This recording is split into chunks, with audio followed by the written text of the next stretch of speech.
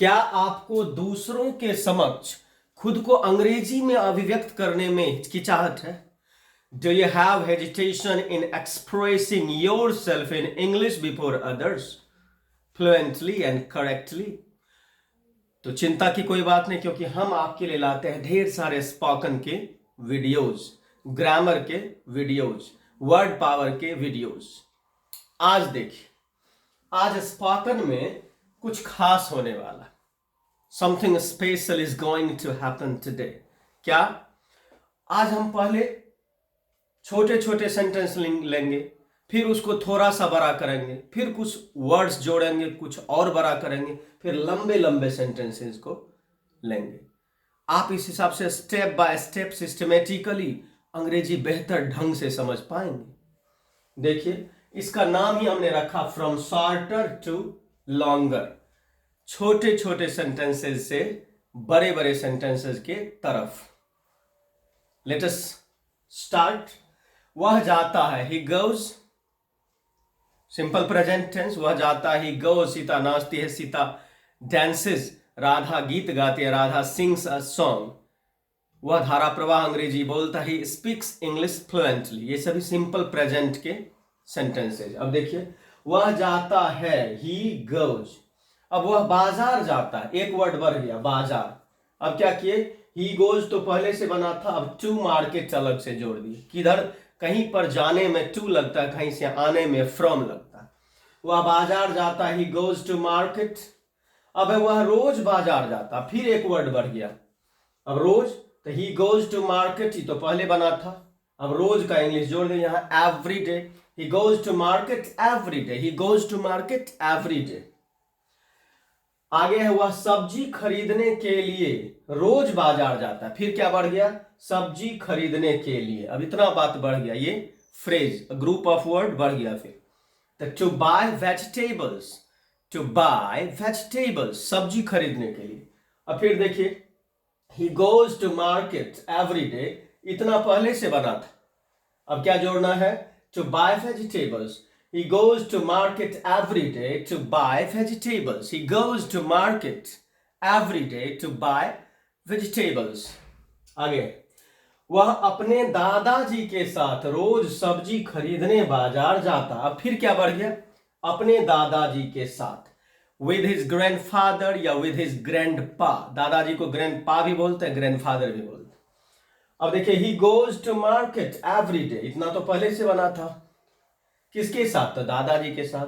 तो with his grandpa, he goes to market every day with his grandpa to buy vegetables। ठीक। अब देखिए, यहां बेस ऑफ द सेंटेंस है क्या, रूट। वह बाजार जाता है, ये हुआ मेन सेंटेंस का format. he goes to market। अब है अपने दादाजी के साथ, ये एक फ्रेज है, with his grandfather या grandpa। सब्जी खरीदने के लिए, यह दूसरा फ्रेज है, टू बाय वेजिटेबल्स। अब डेली या एवरीडे, ये तीसरा वर्ड। अब सब धीरे धीरे जुड़ जुड़ करके सेंटेंस बड़ा हो गया। स्टेप बाय स्टेप सीखिए। वह अपने दादाजी के साथ रोज सब्जी खरीदने बाजार जाता है, he goes to market every day with his grandpa to buy vegetables. देखिए, छोटे से सेंटेंस से हम लंबे सेंटेंस बना पाए, बोल पाए, लिख पाए। सिस्टमेटिकली लोग कदम कदम बढ़ाते बढ़ाते, स्टेप बाय स्टेप, तो माउंट एवरेस्ट पर चढ़ जाता है। और एक ही बार में यदि सोचेंगे हम बड़ा बना लें, बड़ा सेंटेंसेस को बोल लें, तो दैट्स नॉट पॉसिबल। छोटे छोटे से बड़े तरफ बढ़ी। Let's have the other example. एक बूढ़ा व्यक्ति रहता था, there lived an old man. रहता था तो लिव्ड, कहीं पर कोई रहता था तो देयर लिव्ड। देयर का यूज करते हैं इंट्रोडक्टरी देयर। एक बूढ़ा व्यक्ति रहता था, there lived an old man. एक अंधा व्यक्ति रहता था, there lived a blind man. एक बहरा व्यक्ति रहता था, there lived a deaf man. इस हिसाब से there lived an old man, एक बूढ़ा व्यक्ति रहता था। अब किसी गांव में एक बूढ़ा व्यक्ति रहता था, फिर जुड़ गया क्या, किसी गांव में, ये एक फ्रेज है। शब्द के झुंड को शब्द समूह या फ्रेज कहते हैं। There lived, किसी गांव में का इंग्लिश हुआ, in a certain village। There lived an old man in a certain village। एक बूढ़ा व्यक्ति रहता था, इतना तो पहले हम बना चुके थे। अब है किसी गांव में, तो in a certain village. There lived an old man in a certain village. थोड़ा सा बढ़ा दे सेंटेंस, अब फिर अगले सेंटेंस में थोड़ा और बढ़ाएंगे। किसी गांव में एक झोपड़ी में एक बूढ़ा व्यक्ति रहता था। फिर there lived an old man, एक झोपड़ी में, तो इन अ हट।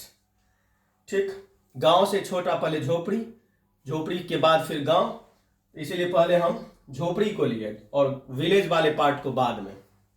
There lived an old man in a hut, किसी झोपड़ी में एक बूढ़ा व्यक्ति रहता था। किसी गांव में, तो इन अ सर्टेन विलेज।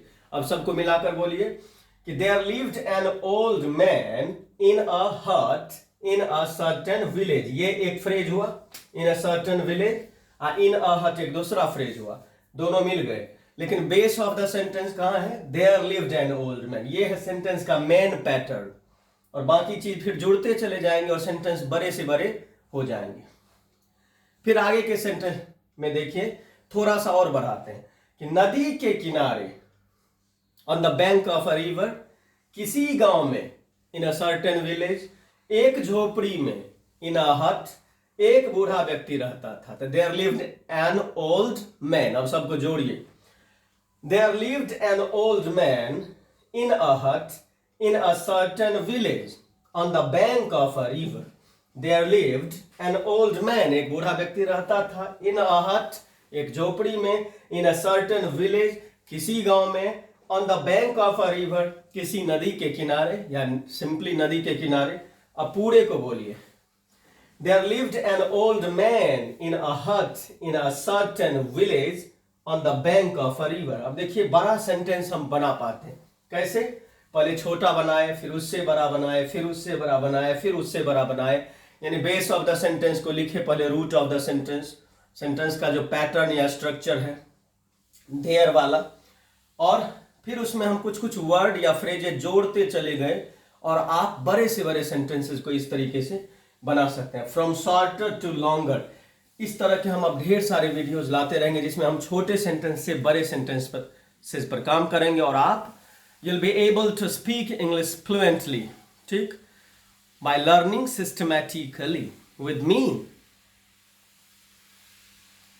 हर एक वीडियो को कई बार देखिए, फ्रॉम द वेरी बिगनिंग, 1 से शुरू कीजिए। यह है स्पोकन का 24th पार्ट, 24वां भाग। ग्रामर का भी 1 से शुरू कीजिए, स्पोकन का भी, वर्ड पावर का भी, और एडवांस लेवल के वर्ड पावर बिल्डिंग में हम नॉर्मन लुइस बुक पर काम करते हैं, उसको भी आप शुरू से देखिए। आपकी इंग्लिश बहुत बेहतर होने वाली है। You are going to be very fluent in English.